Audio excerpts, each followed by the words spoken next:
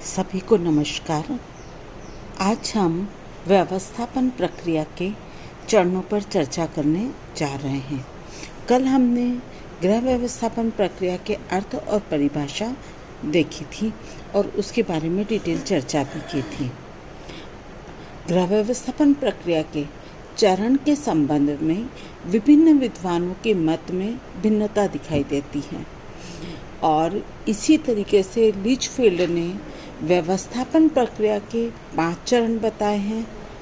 पहला उन्होंने निर्णय प्रक्रिया, दूसरा बताया कार्यक्रम बनाना, तीसरा बताया विचारों का आदान प्रदान करना और चौथा नियंत्रण और पांचवा पुनर्मूल्यांकन। लिचफील्ड ने इसे क्रियाओं का चक्र अर्थात साइकिल ऑफ एक्शन भी कहा है।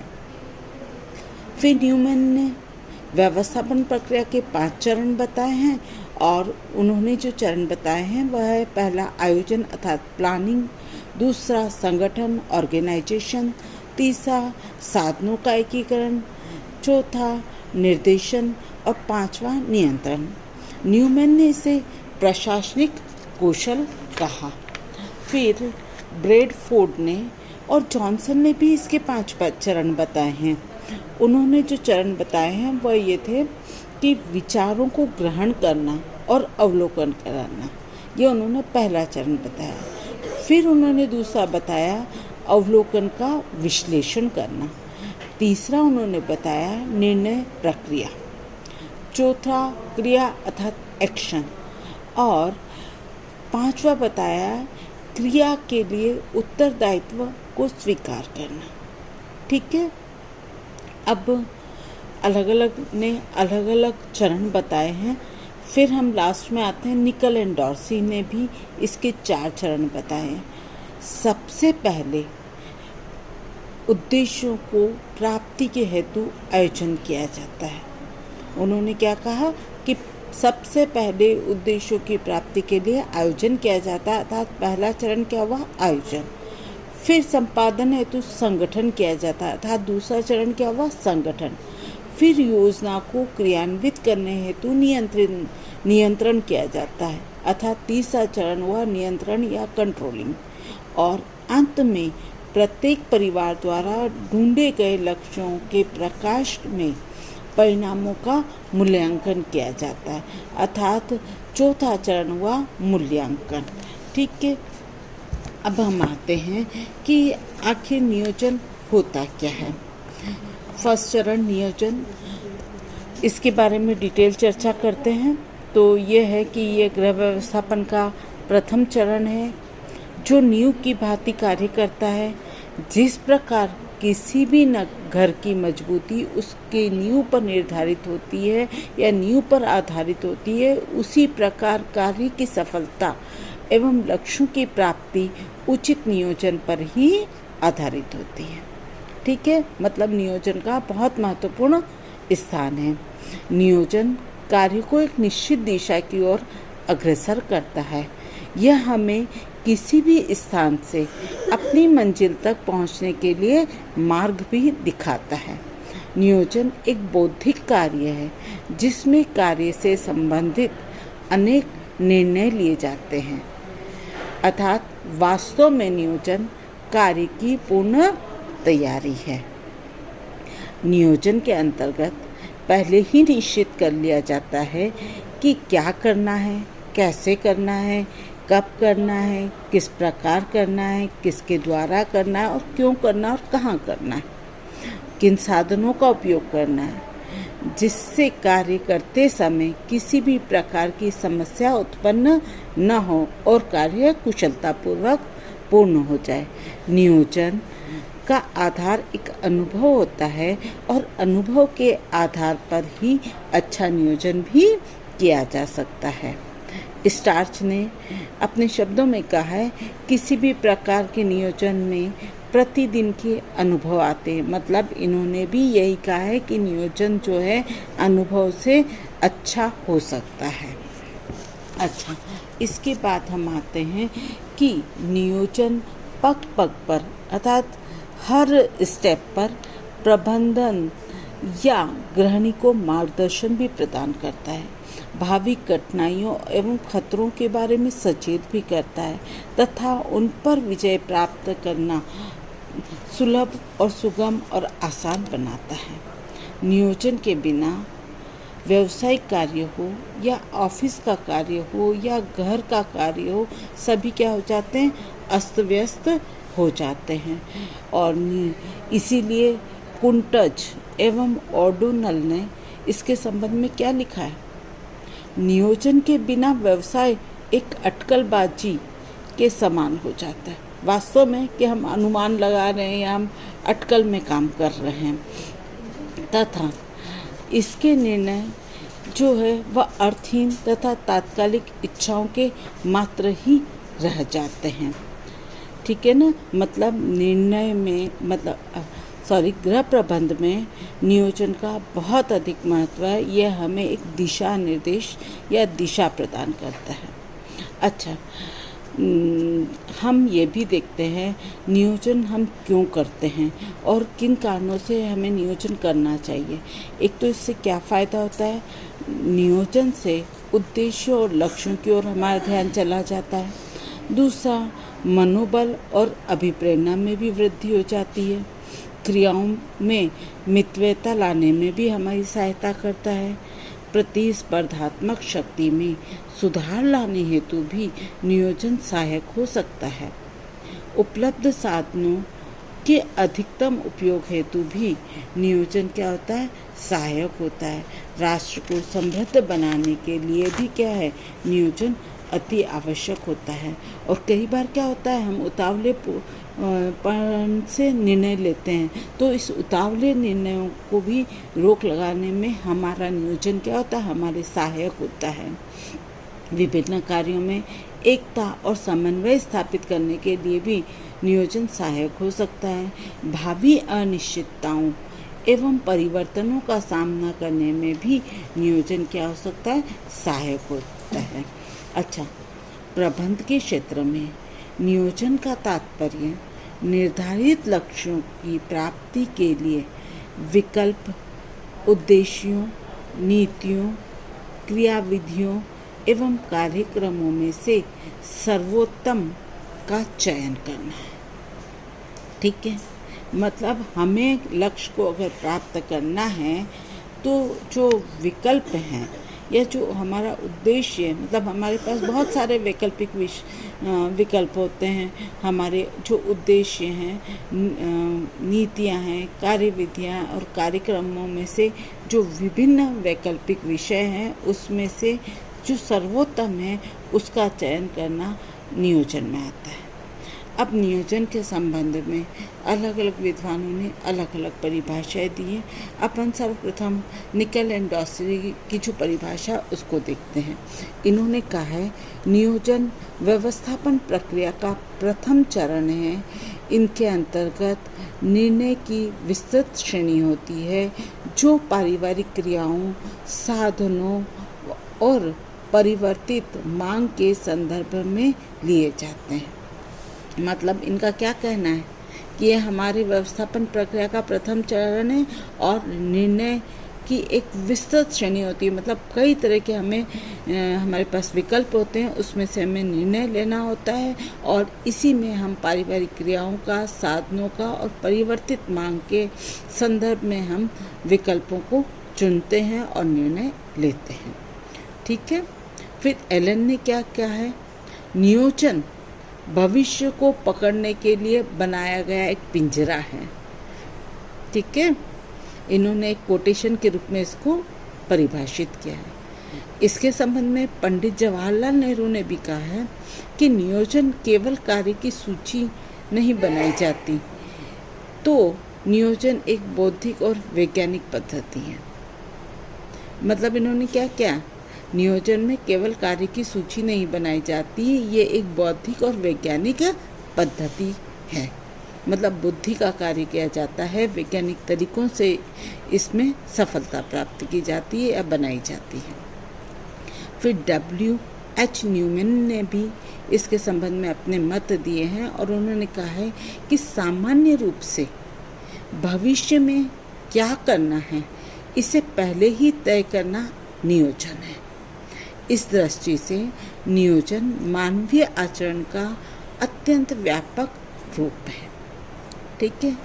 फिर कुशिंग ने भी इसको परिभाषित किया है और उन्होंने कहा है कि नियोजन किसी उद्देश्य को पूरा करने हेतु सर्वोत्तम कार्यविधि का चयन करने एवं विकसित करने की एक मानसिक प्रक्रिया है। ये भावी प्रबंधकीय कार्यों के लिए एक उद्गम का आधार है। मतलब जो भी हम प्रबंध कार्य करते हैं उसका उद्गम इसी से होता है। ठीक है। फिर M.E.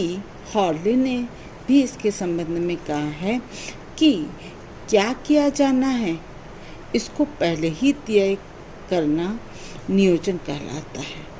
इसमें विभिन्न वैकल्पिक उद्देश्यों, नीतियों, विधियों तथा कार्यक्रमों के में से विभिन्न कार्यक्रमों में से चयन भी किया जाना निहित होता है। ठीक है। अब हम आते हैं उपरोक्त परिभाषाओं के आधार पर हम ये कह भी सकते हैं और हमें ये समझ में आता है कि इच्छित लक्ष्यों को प्राप्त करने के हेतु हम सर्वोत्तम कार्य पद्धति का चुनाव करते हैं, यही नियोजन है। या हम यूँ भी कह सकते हैं नियोजन प्रक्रिया में विभिन्न निर्णयों की श्रृंखला द्वारा कार्यों के उचित क्रम एवं पद्धति को निर्धारित करके हमें जो आवश्यक उद्देश्य हैं एवं आवश्यक जो लक्ष्य हैं उनकी प्राप्ति हेतु भविष्य में किए जाने वाले कार्यों की रूपरेखा तैयार की जाती है। अब आप लोगों को नियोजन की परिभाषा तो समझ में आ गई होगी। अब नियोजन में भी हम विभिन्न चरणों को लेते हैं कि हम नियोजन भी क्रमबद्ध तरीकों से करते हैं। जैसे लुईस ने भी इसके चरण बताए हैं। ये लुईस ए एलन जो विद्वान थे उन्होंने इसके 7 चरण बताए। उन्होंने कहा कि इसमें हम पहले भविष्यवाणी करते हैं, फिर उद्देश्यों को विकसित करते हैं, फिर हम कार्यक्रम बनाते हैं, फिर समय की अनुसूची बनाते हैं, फिर बजट बनाते हैं, फिर क्रियाविधि विकसित करते हैं, फिर नीति का विकास करते हैं। इसी तरह ग्रॉसकैंडल ने भी इसके चरण बताए हैं। उन्होंने कहा है कि इसमें हम सबसे पहले समस्या को परिभाषित करते हैं, फिर हम विभिन्न विकल्पों को ढूंढते हैं, फिर हम कल्पना के द्वारा प्रत्येक विकल्प को उनके हल के साथ देखते हैं और फिर अधिकतम उपयुक्त संभावित हल का हम चयन करते हैं। फिर हम उत्तरदायित्व को स्वीकार करते हैं। फिर ये सब इनके चरण हैं और इन्हीं चरणों को देखते हुए हम विभिन्न विकल्प जो है वह या जो नियोजन है वह हम करते हैं। परंतु इस नियोजन के चरणों को कुंटस और ओडेनल ने भी 6 बताए हैं और जॉर्ज और टेरी ने 8 चरण बताए हैं। और इसका थोड़ा सा डिटेल हम देखते हैं, जिसमें इन्होंने सबसे प्रथम जो बताया है उद्देश्यों और लक्ष्यों का निर्धारण करना। इसमें क्या होता है कि हम बिना लक्ष्य और नियोजन नहीं कर सकते या बिना लक्ष्य के नियोजन का कोई अर्थ नहीं होता। इसलिए नियोजन का सबसे पहला और महत्वपूर्ण कार्य या कदम क्या है? लक्ष्यों और उद्देश्यों को निर्धारित करना। दूसरा, हम नियोजन में क्या करते हैं? सूचनाओं का संकलन और विश्लेषण, जिसमें हम क्या करते हैं? सूचना हमें कहीं से भी प्राप्त हो सकती है। जितनी अधिक सूचना होगी, जितने विकल्प होंगे, जितनी कार्यविधि होगी, उनमें चयन करना उतना ही सुगम होगा, सहज होगा। और इसलिए हमें सूचनाओं का संकलन करना ही पर्याप्त नहीं होता, बल्कि उनका विश्लेषण करना भी आवश्यक और महत्वपूर्ण हो जाता है। और विश्लेषण का उद्देश्य ही सूचना को उपयोगी, सुगम, सहज, सरल, आसान और लक्ष्य के अनुरूप बनाने से होता है, ताकि लक्ष्यों और उद्देश्यों की प्राप्ति हो सके। फिर हम नियोजन के आधारों का भी निर्धारण करते हैं। इसके अंतर्गत आधारों की स्थापना, उपयोग पर सहमति, जटिल समस्याओं का विश्लेषण हम करते हैं। फिर हम वैकल्पिक तरीकों का निर्धारण करते हैं। यहाँ पर वैकल्पिक तरीकों का निर्धारण से आशय है कि वैकल्पिक तरीकों को ढूंढना एवं उनका परीक्षण करना। ठीक है। फिर है वैकल्पिक तरीकों का मूल्यांकन। वैकल्पिक तरीकों का मूल्यांकन भी जरूरी है। ये कार्य लक्ष्यों और उद्देश्यों को ध्यान में रखकर करना चाहिए।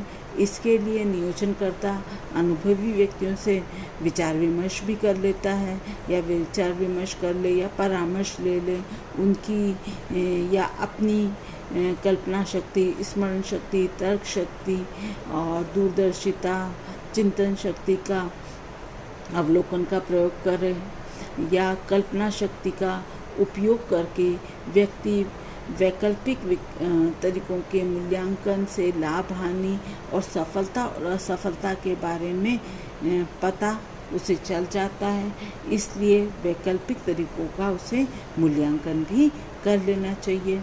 फिर नियोजन में ये भी देखना चाहिए कि कार्यविधि के सर्वोत्तम तरीके कौन से हैं, या कार्यविधि का सर्वोत्तम तरीके का चयन भी उसे करना चाहिए, जिससे कि उसका कम समय, शक्ति और धन व्यय हो। फिर योजना तैयार करना। कार्य करने का सर्वश्रेष्ठ तरीके के चयन के उपरांत नियोजन का अगला कदम जो होता है वह योजना तैयार करना, उसे अंतिम रूप प्रदान करना। इसके अंतर्गत योजना के विभिन्न पहलुओं पर हम क्या करते हैं, दृष्टि डालते हैं या गौर करते हैं। विचार पूर्वक व्यापक दृष्टिकोण अपनाते हुए गहनता से विचार करना चाहिए तथा सर्वसम्मति से उसे अंतिम रूप देना चाहिए। फिर नेक्स्ट जो नियोजन का करते वक्त चरण है वो आवश्यक उप योजनाओं का भी निर्माण कर लेना चाहिए। देखो, आपने योजना तो तैयार कर ली, पर साथ में कुछ उप योजना भी बना लेना चाहिए। इसके लिए कुंटज और ओडोनल ने क्या कहा है कि किसी भी योजना के प्रभावपूर्ण क्रियान्वयन हेतु सहायक योजना होना आवश्यक है, परंतु ये ध्यान रखना चाहिए कि उपयोजना पूर्ण रूप से स्वतंत्र उपयोजना नहीं होती, बल्कि मूल योजनाओं का ही एक अंग होती है और एक दूसरे से संबंधित होती है। मतलब मूल योजना के साथ उपयोजना बना लेना चाहिए। फिर कार्यक्रम के समय और क्रम को निर्धारित करना चाहिए। योजना के या उपयोजना के निर्माण के उपरांत विभिन्न क्रियाओं के समय और क्रम को निर्धारित करना आवश्यक होता है। ऐसा न करने से सफलता नहीं मिलती, साथ ही कई तरह की भ्रांतियाँ, कठिनाइयाँ और समस्याएं भी उत्पन्न हो जाती हैं। उसके बाद परिवार के सदस्यों की सहभागिता प्राप्त करना। देखो, ये चीज़ तो अपन जानते हैं कि अकेला चना भाड़ नहीं भूनता। अकेली गृहिणी या प्रबंधक सभी कार्यों के संपादन समय पर नहीं कर सकती। इसके लिए परिवार के सदस्यों की सहभागिता और सहयोग भी अति आवश्यक होता है, चाहे वह बच्चा हो या अपने बराबरी का हो या कोई बुजुर्ग हो। इन सबको अपने साथ लेकर फिर योजना बनानी चाहिए। फिर है नेक्स्ट है अनुसरण करना। केवल योजना बना देना, सदस्यों की भागीदारिता प्राप्त कर लेना ही पर्याप्त नहीं होता, और न ही संस्था, परिवार या व्यक्तियों के लक्ष्यों की प्राप्ति हो जाती है। इसलिए यह जरूरी है कि नियोजन में अनुसरण, पुनर्निवेश को यथोचित स्थान मिले। यह वह आधार है जिससे हमें ये पता चलता है कि योजना सफल रही या नहीं रही, उसके क्या कारण हैं, और कारणों का पता लगाकर त्रुटि को दूर करके उसमें आवश्यक संशोधन करके, सुधार करके फिर मूल योजना में परिवर्तन करना चाहिए। अच्छा, अब नियोजन के कुछ आवश्यक घटक है। या कुछ विशेष बातें हमें नियोजन करते समय और ध्यान रखनी चाहिए, जैसे कि आवश्यकता के अनुरूप नियोजन करना चाहिए। दूसरा यह है कि लोचमय होना चाहिए, ताकि क्या हो, परिस्थिति अगर परिवर्तित हो तो उसमें परिवर्तन किया जा सके। और तीसरा वास्तविक होना चाहिए, योजना वास्तविक नहीं होगी तो लक्ष्य की प्राप्ति नहीं होगी और परिवार को आनंद प्राप्त नहीं होगा। नियोजन के पास उपलब्ध साधनों के उपयोग की दृष्टि से भी वास्तविकता होना आवश्यक है। अब आते हैं हम नियोजन कितने प्रकार से कर सकते हैं। नियोजन या योजना दो प्रकार की होती है। पहली तो होती है दीर्घकालीन योजना, जिसे लॉन्ग टर्म प्लानिंग कहते हैं, इसे व्यूह रचना भी कहते हैं। दूसरा होती है अल्पकालीन या शॉर्ट टर्म प्लानिंग, जिसे चतुरता कहा जाता है। अब हम देखते हैं दीर्घकालीन योजना क्या होती है। दीर्घकालीन योजना ये लंबे समय के लिए बनाई जाती है। यह दैनिक, साप्ताहिक और मासिक योजनाओं को गति प्रदान करती है। योजना कितनी लंबी होगी ये परिवार के लक्ष्यों पर निर्भर करती होती है। कुछ लक्ष्यों हेतु 5 या 7 वर्ष है तो उसके लिए 10-20 वर्ष की योजना की आवश्यकता होती है। इसे दीर्घकालीन योजना में अनेक अल्पकालीन निर्णय भी लेने होते हैं। दीर्घकालीन योजना जहाँ तक संभव हो उतना ही आगे देखती है और इच्छित और अंतिम परिणामों का चित्र निर्मित करती है। एक बार ज्ञात हो जाए कि हमें क्या करना है तो मध्यवर्ती प्रक्रिया जो होती है वह आसान हो जाती है। और दूसरी है अल्पकालीन योजना। अल्पकालीन योजना भविष्य में तुरंत ही क्रियान्वित हो जाती है। अतः अल्पकालीन योजना बनाते समय उपलब्ध साधनों और संपत्ति को ध्यान में रखकर बनानी चाहिए। अल्पकालीन योजना स्पष्ट, वास्तविक और लोचमय हो सकती है। और इसके संबंध में लुईस ने क्या कहा है, अल्पकालीन योजना निर्धारित करती है कि भविष्य की तत्काल व्यवस्था हेतु क्या करना है। ठीक है, अल्पकालीन योजना दीर्घकालीन योजना को पूर्ण करने में भी सहयोग देती है। और अल्पकालीन योजना में परिवर्तन करना कभी कभी महंगा पड़ता है, क्योंकि अधिक स्पष्ट और वास्तविक और लोचमय ये होती है। तो ये हुआ आज गृह व्यवस्थापन का प्रथम चरण, जिसे हम नियोजन कहते हैं, उस पर डिस्कशन। तो हमने इसमें नियोजन के विभिन्न चरण देख लिए, नियोजन की परिभाषा देख ली, नियोजन किस प्रकार करना चाहिए इस पर ये भी देख लिया, और नियोजन कितने प्रकार से किया जाता है इस पर भी चर्चा की। ठीक है, समझ में आया आपको? धन्यवाद।